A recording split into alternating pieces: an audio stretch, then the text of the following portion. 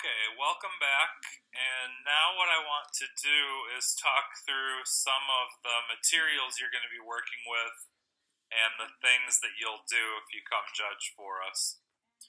So, actually, before you actually get to this instructions for judges sheet, you will come to the building at this campus. I don't have it right now, but I guess by the time you get this video, or for sure, obviously, before the public speaking festival, we'll get that to you. You're going to come to a particular room at this campus, and then there will be a table for people to check in at, and you'll get further instructions for where to go from there. So you'll arrive at the judge's room, and somebody will be there to go through these instructions with you. Since you've seen the video, we might not go through them in as much detail. I guess we'll see when it happens. So what's going to happen is when you get to the room, you're going to be handed a ballot, and I'll show you that in just a second, and a list of speakers, and it will include a room number. As soon as you're released, go straight to the room and start the speeches at the scheduled time. As soon as you have all of your speakers there, go ahead and get started. If you're the only judge in the room, you're in charge. If there's more than one judge, you guys can agree amongst yourself who's going to do these duties. And so basically what you're going to do is start out by saying, something like, welcome to the Public Speaking Festival. Good luck with your speeches. We're going to go in the order that y'all are listed on the posting. And so let's start with John Smith. Come on up. The student will go up. They'll start their speech. You or one of the other judges has to time the speech. When they're done, give them some applause. Everybody in the room should clap. Thank the person. Score the speech, which you're going to see in a minute, and then call the next speaker. I'll talk more about filling out the ballot once we look at the ballot. And then these are some notes for scoring the speech. Again, we'll get to that later. So basically, once you've gone through, each student gives their speech, the judges fill out their ballots, and all the students are done. So let the students go see where their next room is. You finish filling in your ballot, and then you bring it back to the table you started at. You can make small talk with students during or after the competition, but don't, you're not a professor, so we're not asking you when everybody's done their speech to give them comments. Don't tell them if they were ranked 1 or 2 or whatever. Just thank them for coming, send them back to the organizing room, and do your job. You come back to the table, and we'll assign you the next round. So that's basically it. You're going to show up, get some instructions. You're going to be sent to a room. You're going to judge the speeches. You're going to come back, get another ballot, go to another room with different students, judge those speeches, come back, and we'll go from there. Those are the basic instructions. Now, this is the ballot you're going to get. But first, you're going to be handed a slip of paper that looks something like this. This lists the name of the students and their instructors. And this is the order you'll call them in. So if I were the judge, I would have this little slip and I would say, okay, let's make sure we have everybody here. Is Jalen here? Anjanae, Jean, Suji, Lindsay. Okay, good. So good luck to everybody, and we're going to start with Jalen. Come on up. Jalen does their speech. We clap for Jalen. Jalen sits down. I fill out my ballot. And then I say, okay, we're ready for the next speaker, Anjanae, come on up. So these little slips of paper are going to tell you the name of the student and what order they're supposed to speak in. If a student is not there, don't worry. If just have the students who show up speak, give them feedback on the ballot, and we'll worry about no-shows at the table. Okay, so now here's the ballot, and so this is what you're going to use to communicate to us and to the students about how the speeches went. and this is the informative speaking ballot, but actually the ballot for informative and persuasive are identical with one exception, which I'll mention when we get there. So you're going to fill in the student's name, and you just fill it in right from the slip of paper I just showed you. You're going to fill in the student's instructor. You're going to fill that in from the slip of paper I just showed you. You don't need to ask the student who their instructor is. It would help if you wrote the speech topic down here just to remind you of who did what speech. Sometimes what happens is judges wait till the end to finish filling out a ballot, and then they can't remember who did what speech. So it's helpful to have the speech topic listed here, and then write your name here. Please make sure all of this is written legibly. Okay, so now judging is actually fairly simple. What you're going to do for each of these categories, and I'm going to talk through them in a minute, you're going to circle a 5, 4, 3, or 2. And if you want to think about it like this, a 5 is an A, a 4 is a B, a 3 is average, and a 2 is slightly below average. We really want to avoid giving 2s unless something really went wrong. So for example, if the student doesn't have any evidence, there's no verbal citations, there's no statistics, then you should absolutely circle a 2.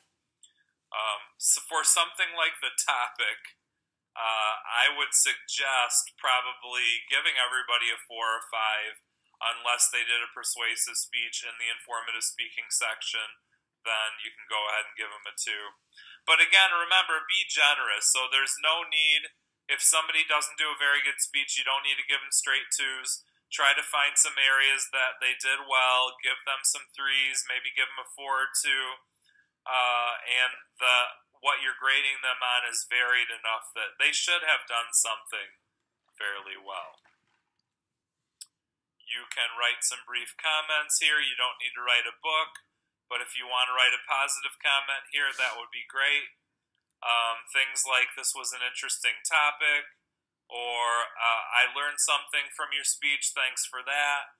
Or, wow, you made really good eye contact. If you can find one thing nice to write for them, that would be great. Okay, so here's what you're going to do, and here's where it gets a little complicated if you can't do math. You are going to circle one number for each of these categories. 1, 2, 3, 4, 5, 6, 7, 8 categories. Times 5, there's a possible 40 points here. So, what you're going to do, let's say the person is perfect and you give them all 5s. You're going to circle all the 5s. You're going to write 40 in here. Now, after you've judged every student and assigned them points, then you're going to assign them a rank. So, if only one person got a 40, they're first. If another person got a 38, they're second. 36 is third. 30 is fourth. 28 is fifth. And the only thing is, if there's a tie, so if 2 people get 40s, then you have to decide how you're going to pick the first rank versus the second rank, and that's really up to you. But nobody gets ranked lower than 5th, so if you have 7 students, the first 4 are going to be ranked 1 through 4, and then 5, 6, and 7 are all going to be ranked 5th. Okay, so you're going to have one of these for each student speaking, and you're going to fill this out legibly. You're going to circle 1 score for each criteria, fill in the total score box. Once you've graded everybody's total score, then you're going to rank them with the highest score being 1, the second highest score being 2, etc. until you get to 5th. Everybody else is 5th. All right, now let's talk through these categories. So, in a good speech, there should be an introduction, and the basic pieces that every introduction should accomplish are getting your attention, stating the purpose of the speech, and previewing the main points. And so, if a person has an attention getter, if they have a statement, something like, in my speech today, I hope you learn a little bit more about origami, that's a statement of purpose. Or if they say, the goal of my speech is to teach you more about golf, that's a statement of purpose. And if they have a preview, so if they say something like, in order to teach you more about golf, I'll talk about the history, some of the great golfers, and maybe they just have 2 main points. All right, so assuming most students have an introduction that meets these goals, they're going to get a 3 or a 4. And usually you want to save a 5. You want to use the 5s for something you think they did exceptionally well. Now, some students are going to be excellent speakers and they're going to do most of this stuff really well, but it's really up to your judgment. And really the only thing you have to do is make sure you grade each student on the same criteria. So, kind of comparatively, I would start in the 3 to 4 range and then maybe move up to a 5 if you think to yourself, wow, that was actually really good, or a 2 if they're missing something or they didn't do very well.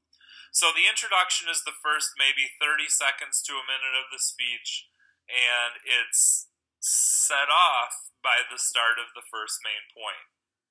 Some of the pieces of a good main point include signposts and transitions.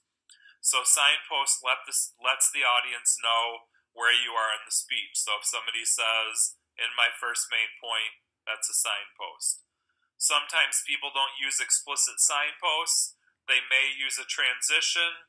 So they may say something like, now that you have an idea of what I'm going to be doing in my speech, let me start by talking about the history of golf. That's a signpost. The let me start piece is a transition or a signpost. You got a transition. So anyway, as long as they're clearly letting you know this is a new main point, I'm moving to a new main point, they're getting a good score for the main points. These are informative speeches, and typically informative speeches should have evidence from research. And so you're going to judge the quality of their evidence, which we also call support. And a couple of key things we look at. First of all, do they verbally cite their sources? So in a speech, they should literally be saying, according to the most recent statistics from the FBI, or according to an article in Sports Illustrated magazine online. So they should be verbally citing their sources. You want to try to consider the quality of their sources. If students are citing Wikipedia or about.com, usually those aren't the greatest sources. And then you also want to look at, are they using the evidence effectively? So for me personally, I like to have at least one piece of evidence in each main point, and that would get a student to a 3 or a 4 for use of evidence. Generally speaking, I prefer if students have multiple pieces of evidence in the same main point, and so I would be giving somebody a 5 if they clearly verbally cited their sources, if they had good sources, and if they had multiple pieces of evidence in the same point. And obviously, evidence in a point has to support the point. Okay, next up is the topic. So you want to evaluate their topic. Was it interesting? Is it creative? So if somebody does the typical informative speech about Disney, you may not know that that's not creative, but 1 million people do speeches on Disney every semester. This is a pretty subjective one. So I guess the way I would suggest you score the topic first is it informative and not persuasive? Persuasive speaking is when you pick a side. So you argue that something is bad, something is good, something should change. You argue something is right or wrong. A policy should be changed. Those are persuasive speeches. As persuasive speeches, you take a side and try to get the audience to agree with you. Informative speeches convey information. They teach you something or train you how to do something, and they're generally not one-sided. So, for example, you could do an informative speech about abortion where you gave the pro-choice side and the anti-choice side equally, and at the end of the speech, the audience should know which side you happen to fall on. That would be informative. If you do a persuasive speech, you might pick the pro-choice side and argue for your audience to agree with you. So, first of all, ask yourself, is this informative or persuasive? If it's informative, they should get a 3 for sure. If it's persuasive, they should get a 2. And then kind of judge, is this interesting or creative? Did you find it interesting? Would you have never thought of this kind of topic? Then you're getting up into the 4 and 5 range. Every speech should have a clear conclusion where the student signals that they're ending the speech. Usually we do this by saying, in conclusion, or to wrap things up. It doesn't have to be that concise, but there should be a clear statement that indicates to you as the audience member, this person is done making new points or giving new information, and now they're going to wrap it up. Typically, a conclusion also reviews the main points, and they have some kind of ending. So it might be a call to action, it might be a reference back to the original attention getter, but they usually don't end abruptly by saying, and in my speech I talked about the history and some of the greats of golf, bam, ending. So they want to have a good, solid conclusion that lets this audience know they're finishing up and leaves sort of on a high note. Okay, and then finally, you're going to judge their language choices. Do they use language that's too technical? Is the topic too simple where it would be more relevant for 5th graders than college students? Is there a lot of unnecessary obscenity in the speech? That might be a problem of language. So you want to think, okay, we're all college students, we're in a college classroom on a college campus, and there's a topic, and are they using language that's appropriate for where we are, who we are, and what we're talking about? And then the other thing is you want to make sure that the words they're choosing and the way they're speaking is clear. You understand them. So if you're having trouble even understanding what they're talking about, not because you can't understand them. So, for example, I'm not saying if somebody speaks in Spanish, you can't understand them. That's not the kind of clear I'm talking about. But if their sentences are jumbled, or if they're constantly using the wrong words, that would be some problems of clarity in this case. And then finally, speakers can be very precise and accurate with their language, but vivid is something else. Vivid language gives you a really good mental picture. It's very clear what they're talking about. There's a certain flair to language. So if somebody is not only communicating clearly, but they're also communicating in a way that's interesting to listen to, that's creative, then that would be vivid language. And that, as long as it's appropriate and clear, vivid language is probably getting them into the 5 zone. Verbal delivery is what their voice sounds like. So you can judge them on their volume. Are they being too loud or are they too quiet? Their rate. Do they talk too fast or too slow? One big thing we look at are vocal pauses, and vocal pauses are where the speaker says or like a lot, and it's a vocal filler is another way to think of it. A lot of vocal pauses would probably cause you to be looking in the 3 range. And then one idea that kind of encapsulates verbal delivery is vocal variety. Vocal variety is simply changes in volume, rate, pitch, pauses that make the speaker's voice sound interesting. So a way to think about verbal delivery is, does this person sound interested in their own topic? Do they sound excited to talk about it? And so if somebody has a lot of energy in their voice, if they sound really pumped up to give you this information, and if they're not speaking too fast or too slow, and if they don't have a ton of vocal pauses, you're definitely in the 4 or 5 range. Typically, if a person sounds really bored and they don't have a ton of pauses, I would give them a 3. If they're fairly monotone and they make a ton of vocal pauses, you might consider a 2 there. But again, think about it like, okay, this person is showing up on a Friday. They're up there giving their speech. Even if they're not the most excited, maybe you can hook them up with a 3. And then the last category is nonverbal delivery. So this is a person's movements, gestures, and eye contact. So typically when we talk about movements and gestures, what we want at a minimum is that they're not distracting. So if a person paces back and forth, you might consider that distracting.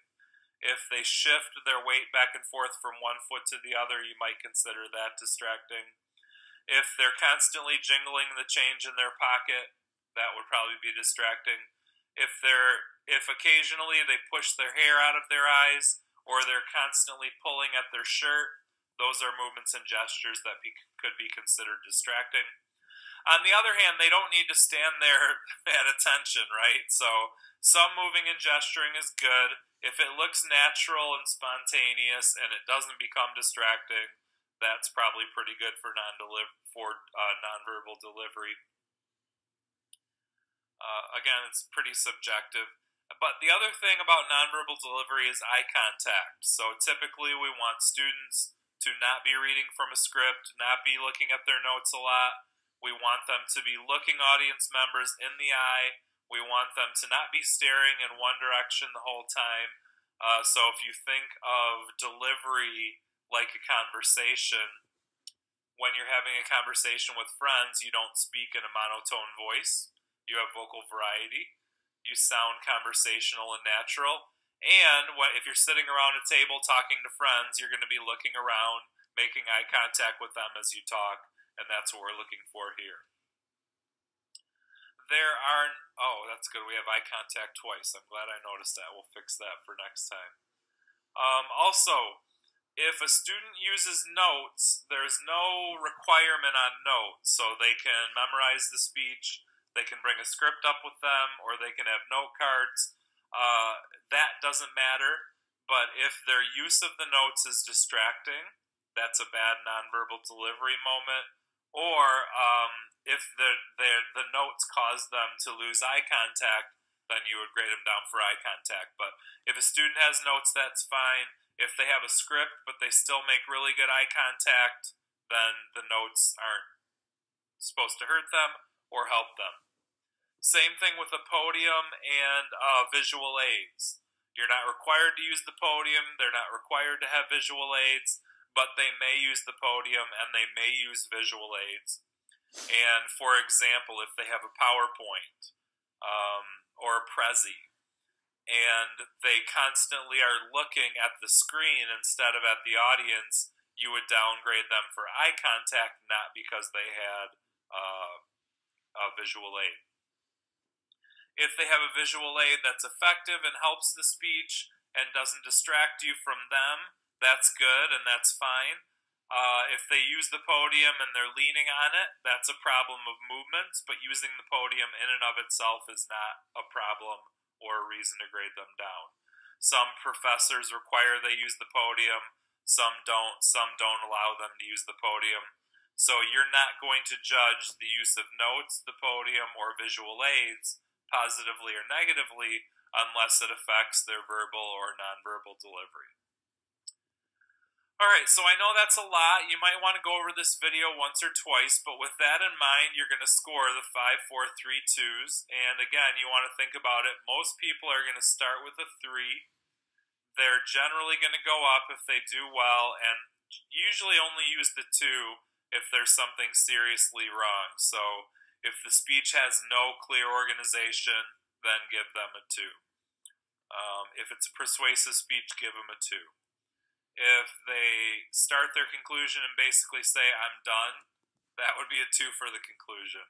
But look for places to give them 4s and 5s, and do your best, and just be consistent and fair, and we should be good to go.